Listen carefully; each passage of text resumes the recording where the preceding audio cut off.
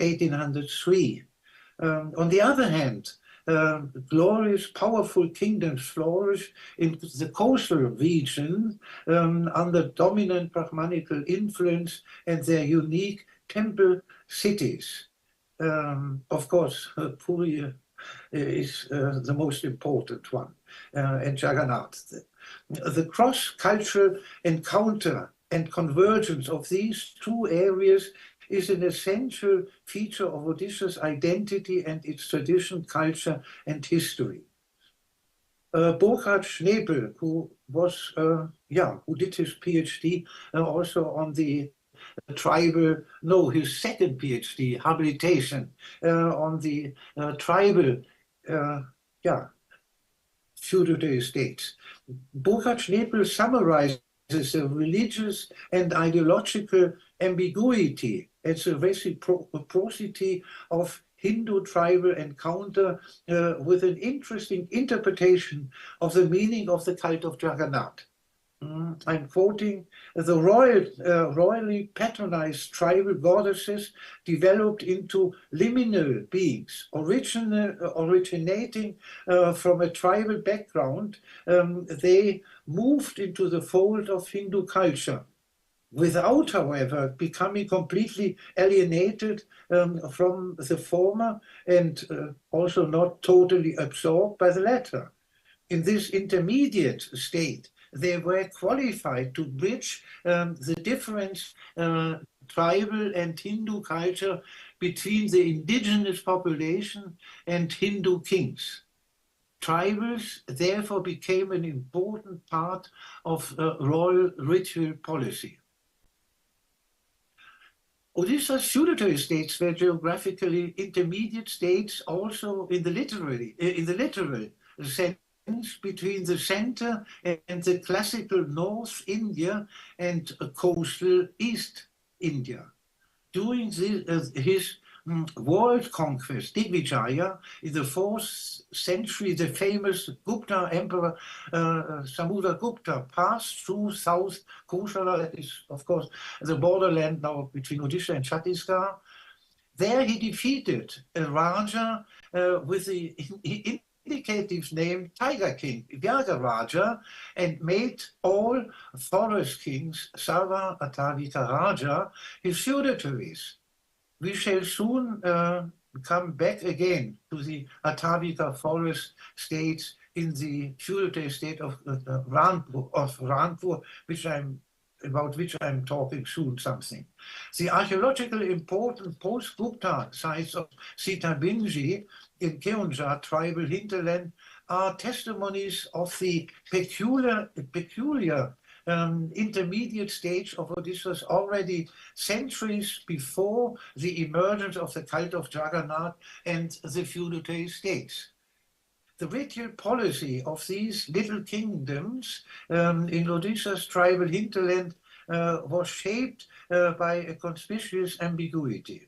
On the one hand, the chieftains of the emerging little kingdoms had to gain and to strengthen the loyalty of their tribes by promoting their local deities and by accepting and worshipping one of its deities, mostly a goddess, Thakurani, as their tutelary deity.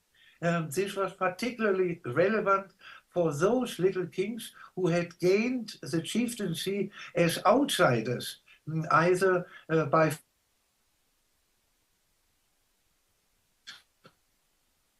of the tribes of the emerging post-tribal little kings, little kingdom.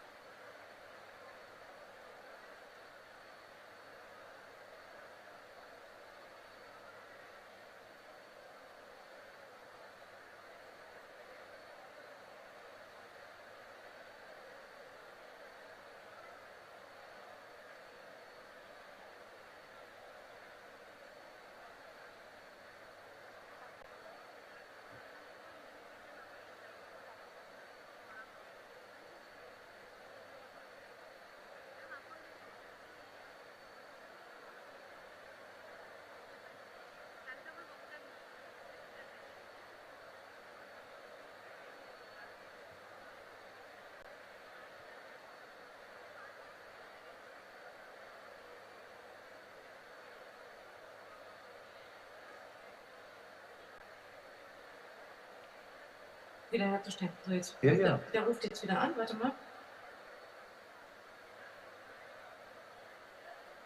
Hello, Omkar? Oh, here maybe. Oh, that's it. Okay. Yeah, now we are in the class, okay? So may I continue now? Is it possible for Herman to start again? Moment. You started the photograph. The photograph begins. Ja. No. No. Er fragt gerade, wann die Fotos beginnen sollen. Nein, die kommen erst. Fotos kommen erst in about 5 minutes, not earlier. Did you hear it?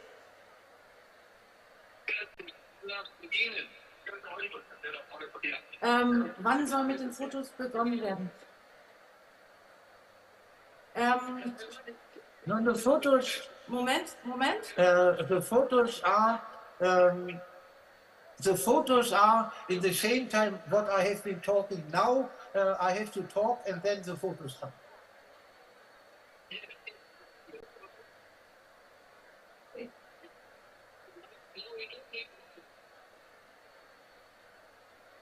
Now we do the photograph? Oder noch nicht? Oder zum Schluss noch nicht? Zum Schluss? Nein, die Fotos jetzt nicht. Okay. Omkar, the photos at the end.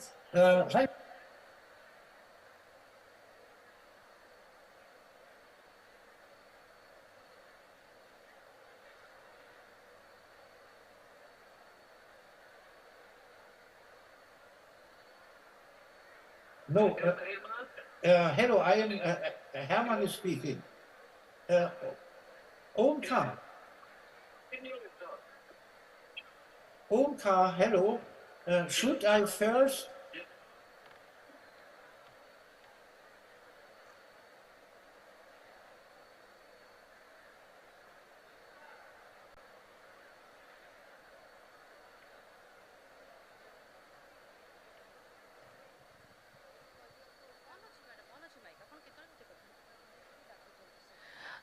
Shri Omkar Mahanti महोदय को आमंत्रण मंच को आसवा professor Harman कुलके आपण को डाकुचंती आपण को सहित टेलीफोन रे हाँ किछि कथा हवा पई प्रोफेसर ओमकार महांती महोदय को अनुरोध।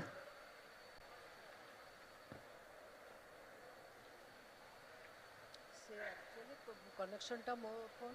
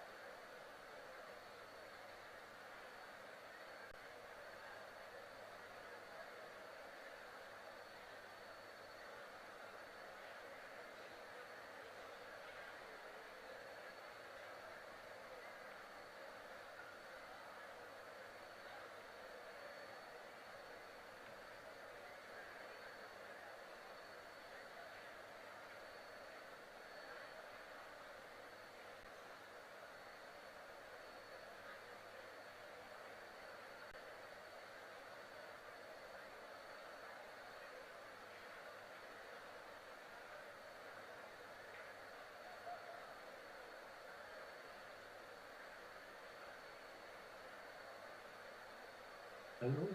Okay, now it's working. Good. Jetzt bist du wieder dran, Hermann. Okay, let me, perhaps I'm repeating a bit because I don't know when exactly I was interrupted. So let me start again where I think it is necessary that I should talk that, and you have kindly to listen to it now. If it's twice, sorry. So let me continue. The ritual policy of these little kingdoms in Odisha's tribal hinterland was shaped by conspicuous ambiguity. On the one hand, The chieftains of the emergent little kings had to gain and to strengthen the loyalty of their tribes and tribes by promoting their local deities and by accepting and worshipping always one of its powerful deities, mostly the goddess, Takurani, as a tutelary deity. This was particularly relevant for those little kings who had gained chieftaincy as outsiders, either by force or consent of the tribes.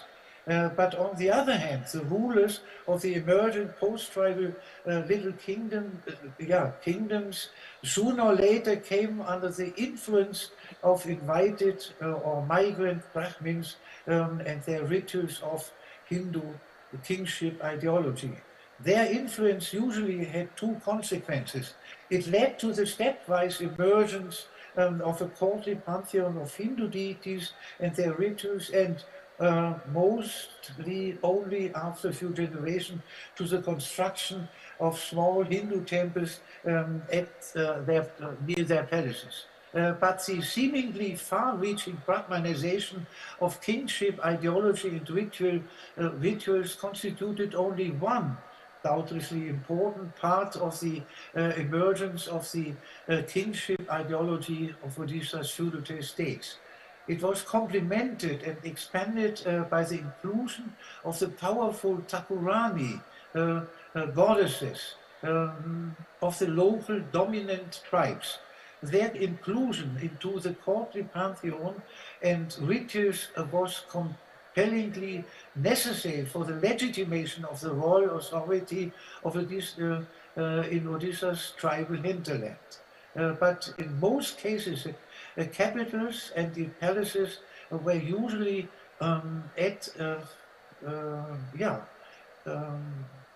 at a safe distance of several kilometers away from the sacred spaces of the powerful and also feared Takuranis. Their inclusion into the courtly rituals was made possible by mobile images or Charanti Pratima, which transformed the original shapeless stone or wooden images into brass images of Durga.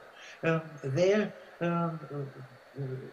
worship and veneration as tutelary and family goddess in the palace was conducted exclusively by the Raj school. The anthropomorphic tribal images at their original sacred space continued instead to be worshipped exclusively by their tribal Dehuri priests. This prerogative remains even unbroken when the Raja and his Rajguru visited the tribal titularity Takuranis on special occasions, like, for instance, Durga Puja. An essential concern of this paper is not to present traditional the essential concern of this paper is to present traditional legendary accounts and historical sources which shed light on the fate or role of the tribal goddesses in emergent kingship of former feudal states of Odisha. The sources, usually royal dynastic chronicles or Raja Vanshavalis, depict the tribal origin and identity of these Takuranis and their stepwise Hinduization during their integration into courtly rituals. Previous studies largely emphasized their Hinduization either by Brahmanical or by royal influence, and therefore sometimes it was referred to as Kshatriyization, under the influence of the Kshatriyas, so to say. Both approaches tended to define the process of Brahmanization and Kshatriyization form in the perspective in the perspectives of their final destination, that means the temple or the palace. The worship of a tribal deity as an ideal of devotion or archana murti in the Hindu temple or by a Chalanti Pratima as a tutelary deity in the palace display Hinduization of tribal deities at the highest level. Yeah, now the first picture. The present paper does not intend to question neither aspects of tribal, uh, um, neither, sorry, I'm just looking whether a photo is being shown, not yet. Okay, no, that's it, yes. The present paper does not intend to question neither aspects of tribalization of Purist Jagannath nor aspects of Hinduization of tribal deities in Odisha's former feudatory states. Instead, it is intended to underline the convergence of Hinduization and tribalization based on the social cultural reciprocity of legendary accounts of the emergence of local kingship and kinship ideology. In order to accomplish this objective, it is sensible to turn back our look for a while to the place of the origin tribal tutelarity goddesses with their original non-Hinduized wooden and stone images in their tribal and their tribal priests. Visiting these places, their Takuranis and priests, it becomes comprehensible why most dynasties of the feudatory states of Odisha have at least until very recently honored and worshipped nearly exclusively their tribal Takuranis as tutelary deities, despite the existence of Hindu deities and temples at their capitals. But in order to appraise this incredible width of tribal Hindu convergence, it is also essential to contrast the legendary accounts of powerful tribal tutelarity goddesses with the existence of Hindu temples and libraries of valuable Sanskrit manuscripts in the palaces existing side by side with Chalanti Pratimas of tribal tutelary goddesses. In the following, the kingship ideology of selected feudatory states will be depicted individual in order to give sufficient space for their historical and cultural individuality, which is clearly perceptible even during a short visit at their place of origin and to discover their similarities and differences. But before turning, before turning our attention to the tribal tutelary deities of these feudal states, we should refer at least shortly to Jagannath, Lord Jagannatha, as he is not only the only Odisha most famous deity, but certainly also India's most exemplary Hindu deity, which does not deny its tribal origin. Jagannatha, the Lord of the world, embodies in a virtually ideal way the tribal Hindu convergence of Odisha's local tutelary deities. His tribal identity is clearly preserved in the wooden image, the Daru Murti, as they are existing, and the Daitapati priests in Puri's temple who still are descendants of Vishwambasu, Jagannatha's first legendary tribal devotee in the jungle. I'm coming back to him very soon.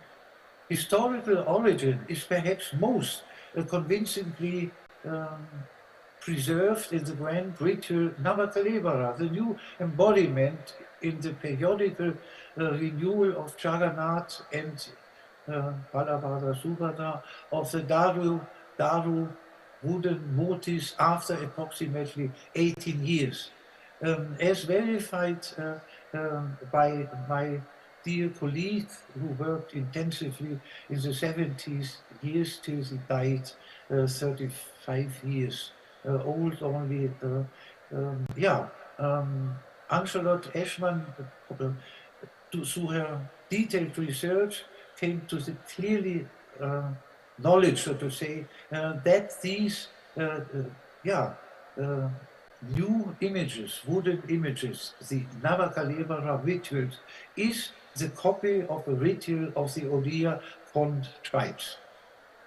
On the other hand, Jagannath's cautious kind of tribalization by a sustainable preservation of the tribal origin is contrasted by a high degree of his Hinduization. It reached its first high point in the 12th century under the new Ganga dynasty and the construction of the Jagannath temple at Puri, at Puri, as the second largest Hindu temple of its age in the whole of India. As analyzed by my friend and colleague G.C. Tripathi, who contributed a lot on the Jagannath, on the Odisha Jagannath cult. Yes, according to Tripathi, the religious and philosophical Hinduization culminated soon with the identification of Jagannath with Vishnu and finally with Krishna.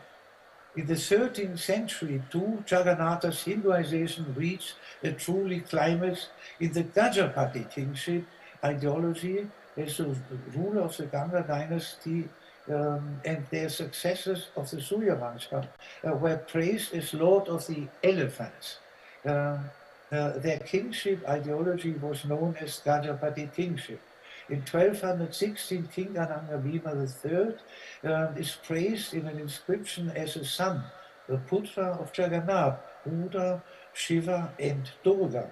But few years later, in 1230, he claimed to be the son of Durga only. Sorry, my paper. If you take it away, only of Jagannatha to rule under the divine advice, Adesha, and the Madala Panji Puri's temple chronicle relates that he dedicated his empire to Jagannath and to rule as his deputy or Rauta. Now, please, the second picture. Let's see whether it will come.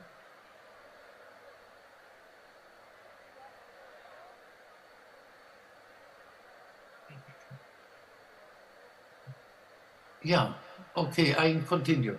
In Konark, the famous sun temple of his son Narasimha I, we find the earliest known stone sculpture of Jagannath, of Jagannatha. Art historically, it may be the finest example of a stone sculpture of an originally wooden image. In contrast to today's heavy wooden sculpture of Jagannath, this sculpture from Konark, clearly has a repetition, so to say, of the earliest wooden deities, tribal deities like Stambeshwari. Oh, there. Please show again the picture which you have just shown. This is Ranpur, because I am now coming to Ranpur. Yeah, wonderful. Please keep it. There are a few more. Ranpur is a small, important feudatory state in central Odisha. It is crowned by the oldest Jagannath temple, the picture which you have just shown before. And there in the center, the white high building, that is the Jagannath temple in Ranpur, very much in the center. Anyhow, I continue.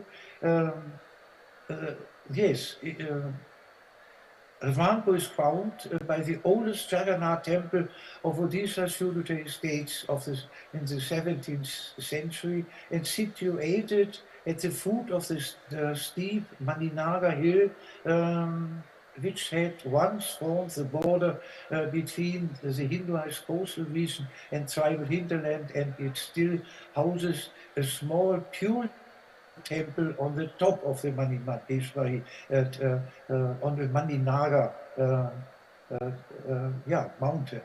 Rampo's history and its legendary accounts fulfill paradigmatically typical specifications of the emergent kingship ideology of Hinduization and still continuing tribalization. On the one hand, the city of Rampur distinguishes itself by a maximum degree of Brahmanical dominated royal cultures. The one picture which you showed, the second one, you shows clearly, let's see, architecturally or state town planning of a purely tribal, no, not tribal, Brahmanical part of Rampur, which is not so clearly in other feudal estates, but in Rampur it is very clearly. On the one, architecturally this is a manifestation, is manifested by the centrally located palace and Jagannath temple and the socially ritual marked by, interconnected with an excellent Jagannath temple, districts preserved and reserved for Brahmins.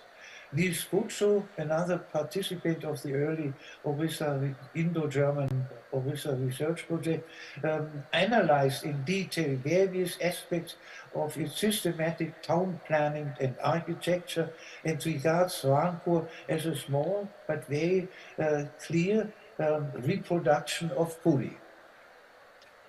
So it is both Hinduization and Kshatriyization. On the one hand, Rampur's tutelarity borders Maninageshwari. On the summit of the Maninaga mountain is Odisha's oldest known tutelary deity of feudal states. You have seen the Jagannath. Oh, please keep this picture for the moment.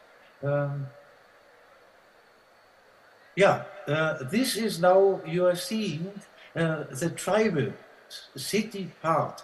The road directly shows to the white Jagannath temple, and next to there is connected the palace. So clearly it could not be that this is Kshatriyization, Hinduization, doesn't matter. But in the background, oh, now, wonderful. Now you can see it. And then the photo which you first showed, where on the right side you see just one front of the Jagannath temple, and on the top, high mountain, just a little bit the small temple. So let me continue.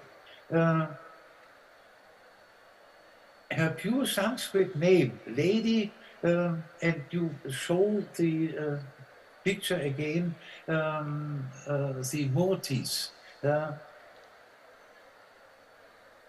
Her pure Sanskrit name, Lady of the Dual Serpent, would suggest a sculpture of a Hindu goddess, and as actually assumed by people who don't dare to visit her on top of the steep Maninaga hill, but her image is what is the center of in the temple, is the flat round stone Chakrashila dressed by a Savi and resembling the numberless village deities Brahma Devata of Odisha.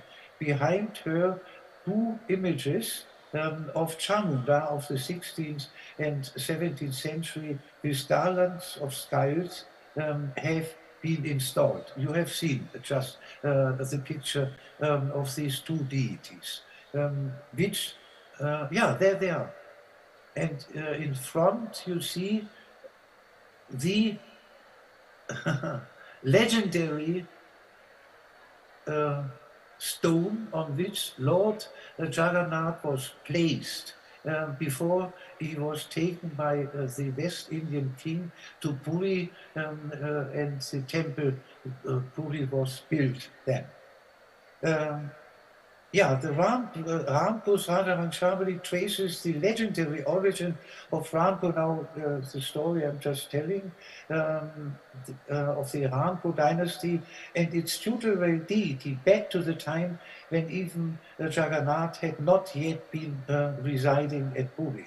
The chronicle reports that Vishwabasu, the local Saura chief and founder of the Rampur dynasty, and his brother Vishwadata Basa were the first legendary devotees of the wooden image, Dagu Devata, of Jagannath in the nearby forest.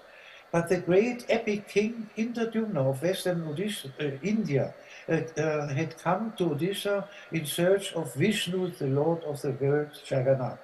When he discovered Jagannatha's divine wooden image in the forest near Rampur, he removed it and took it to Puri and constructed the first Jagannath temple, and thus became the mythological founder of the cult. But the two brothers, Vishwabasa and Vishwabasava, who had been worshipping their forest deity, were grieved about their loss. Therefore, Jagannath appeared to Vishwabasa in a dream and directed him to join Indradyumna at Puri and to become a priest, the first priest. And thus the ancestor of Puri still existing tribal Daita party, priests, temple priests who still play an important role in peculiar temple rituals at Puri. But his brother, Vishwabasava, was also ordered by Jagannath to, in the dream, to take the flat stone, his original pedestal in the forest, and to worship it, as goddess Maninageshwari on the top of the Maninaga hill, and thus became the founder of Rampur. We have just seen, you see, the stone which was surrounded by a sari. This was is supposed to be, the first place of Lord Jagannath. Its chronicles interlinked in an ideal way local legends with Odisha's rituals and regional tradition, and even all Indian epic history referring to Indradyumna. In this context, Sharadasa is certainly remarkable, as he will be certainly referred to also in this, or has been referred in this conference. Kumar Malik, the former professor of Indian history at Utkal University, contributed in former Indo-German Odisha research project comprehensive study, contribution of Sharadas to the emergence of an Oriya identity and its localization. The tribal element of Rampur's kingship was further strengthened by accepting Kilamunda. Please, the next photo.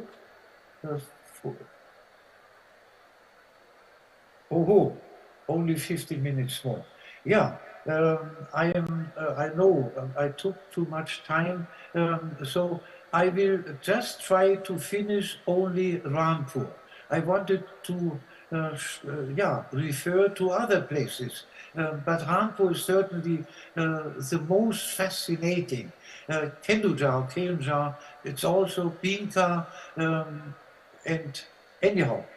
So let me try to finish now Keonjhar in the next 50 minutes. The tribal element of Rampur's kingship was further strengthened by accepting Kilamunda, a purely tribal Thakurani, as an additional Ishtadevata. Please, the next photo. in the forest. You can see it too. Anyhow, in the jungle about, yeah, this is exactly what I want to show. About 20 kilometers southeast of Kanpur, she resided in a terminate hill until recently, when a temple was constructed for her. I have not yet visited the temple, but this photo I have taken many decades ago. Once a year, during Durga Puja, a 3-meter-long bamboo stick is brought from Ranpur's palace to her sacred spot, where a grand ritual takes place. The place which you have just seen. Her Shabara, tribal priest, and 7 local devotees start dancing wildly to rhythm of a drum until the priest, the Shabara priest, falls into a trance, embodying at that time Kilamunda, normally staying at this place which I just saw, which you just saw.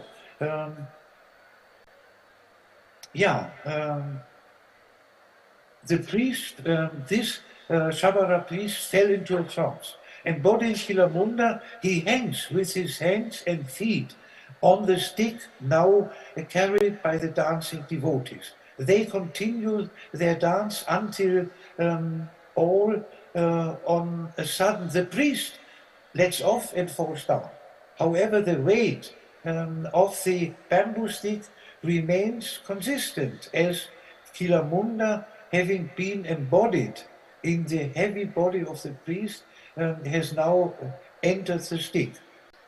During the procession,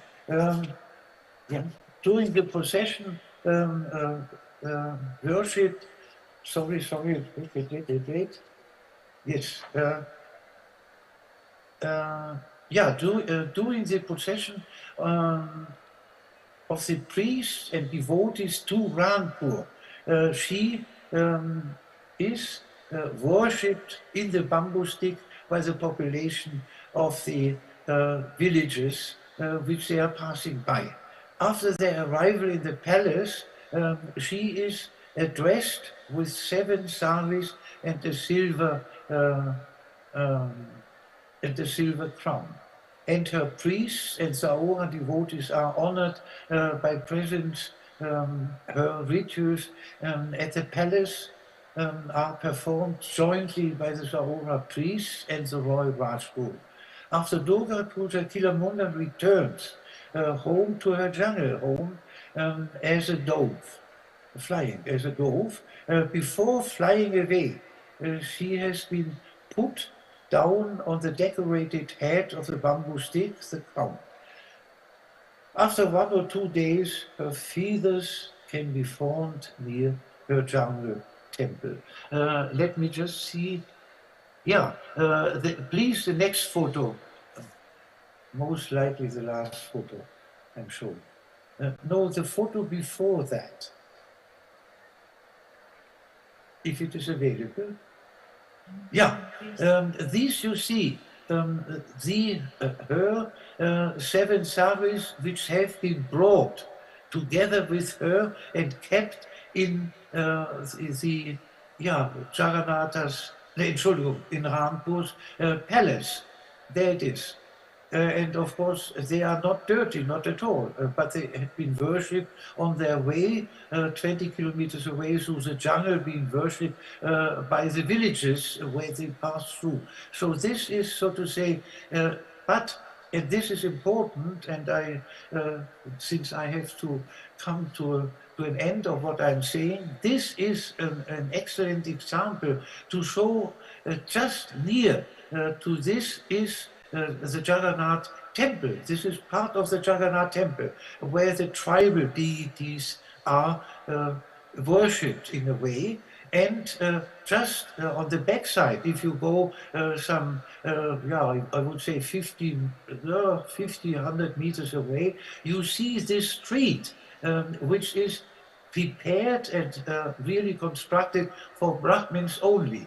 But on top of the mountain, there is Mani Nageshwari, to whom two boys have been sacrificed only a few decades ago. Purely tribal, and you have seen how it looks up there. How many minutes I do have? 5. Sorry? 5. 5 minutes. So let me tell you a very personal, finally, experience, because I wanted to climb up this hill. I wanted to go up and see it there. I took one of young, he just had done his pre-MA master at Utrecht University. I asked him to come up there. He was not really willing, but I said, no, please do come. We climbed up half, but on the halfway, he said, Dr. Kulke, I cannot follow it. I can't climb it up. He stayed back, I climbed up. And now I went up there. There on the top is a flat region of a football place of this size. And there's a temple. I went to the temple, but you can't enter the temple standing. You had to hole inside, and I had crawling in, so to say, doing things which I should not have done. I took a photo and also took away a bit the sari of one of these chamundas. And then I got afraid all of a sudden, because behind me, a big head with black hair covering the whole little door. It was not a door. He looked to me. I was afraid. I can be afraid very much. I immediately packed my things, went out to see who I have seen only his face crowned by black hair. And then when I was out, no one was standing there. So therefore, I do understand the people of Rampur prefer not to go up there. Anyhow, but I was glad to have had this experience, which shows there is much more behind than just political ideology to create kingship. People believe, and there is something in which they are right to believe in. Okay, yeah, that is all. If I still have a few minutes, could you just show the next 2-3 photos? And whenever it is necessary, we have to close. But just show photos, which I can just tell a little bit. Please, perhaps you can show 2-3 photos.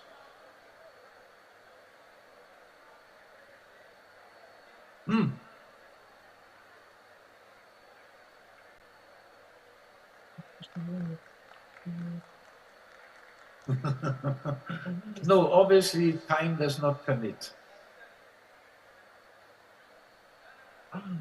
No, yeah, this photo, but it should be clearer, because this is now a photo of Manjusha, formerly South Odisha, now it belongs to Andhra Pradesh. And there also a bamboo stick, a big bamboo stick is used for, and I experienced it. I was there with the famous Satyanarayan Rajguru, decades ago, the famous epigraphist. I wanted to meet this deity, and we saw it, and the Raja of Manjusha, he said, when he heard that we want to see, he said, go immediately, because these priests had just offered a cow at the foot of the Mahinda Giri, I mean no, on the big mountain, in order, because there was a terrible drought in this time in South Odisha. And they had been offering the blood of a cow or a steer. And then the Raja said, go there, they are just in the original temple of the deities. Rajguru and myself, we went there immediately. They were just packing up the crown and the saris. But when they heard that the Rajguru, who was also the Rajguru of Manjusha, he knew them, and a German student of Indology has come, they immediately started to to close again the end. That was wonderful, and I have to tell the end. I put photos how they were, dressing the deity, and then we went back. No, this photo I don't want. No, this is Kenduja. Now, what I ought to say, we went back to the palace of the Raja of Manjusha, and he offered us a cup of tea before we wanted to go, because the weather was not really nice. And then what happened? The moment we left the palace, rain began very strong. So the priest, I'm sure, who redressed Manigageshwari, the deities, are of the opinion that we, Rajguru, more than I myself, of course, had contributed then all on a sudden their sacrifice of not a cow, a male cow, sorry. Yeah, okay, now let's come to an end, but I'm happy to have told you the possibility what I experienced in Manjusha.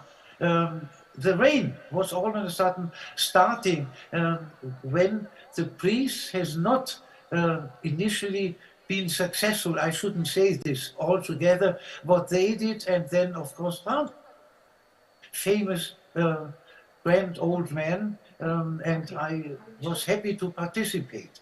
And what I experienced on the top of the Maninaga hill, that I was suddenly visited by a man who didn't like what I have done. So thank you. I'm happy to see you listening to me. Thank you that I had the honor to talk to you all. And thank you very much.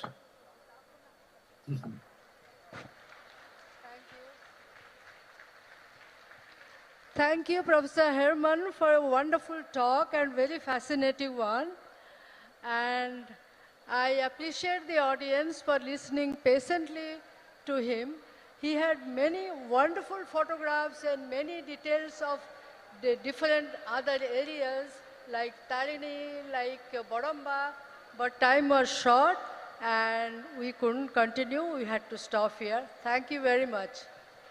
Thank you very much, madam, and thank you very much, Professor Herman Kulke, for your time, for your words, for your keen observation, and for sharing your illustrious journey with us. Thank you very much for your time. We wish you all the success. अनुरोध करिबी doctor Nivedita Mahanti महोदय को मंच पर रहिबे एवं आमंत्रण करिया चाहिबी doctor Gyanranjan दास महोदय को कार्यनिर्वाही निर्देशक ओडिशा राज्य विपर्यय परिचालना कर्तृपक्ष मंच को आसबे एवं डॉक्टर महांती को आम तरफ सम्मानित करेंगे। दर्शक बंधु गोटे जोरदार ताली हवा दरकार निहाती आम विशिष्ट ऐतिहासिका डॉक्टर निवेदिता महांती खूब सुंदर भाव में सेशन को परिचालित करछंती। अनेक अनेक धन्यवाद। तेबे दर्शक बंधु आज यही अधिवेशन ये समाप्त होईछि। अल्प समय रे आमे प्रथम विश्व ओडिया भाषा सम्मेलन 2024 उद्यापनी सभा कार्य आरंभ करूँ जो आम मान्यवर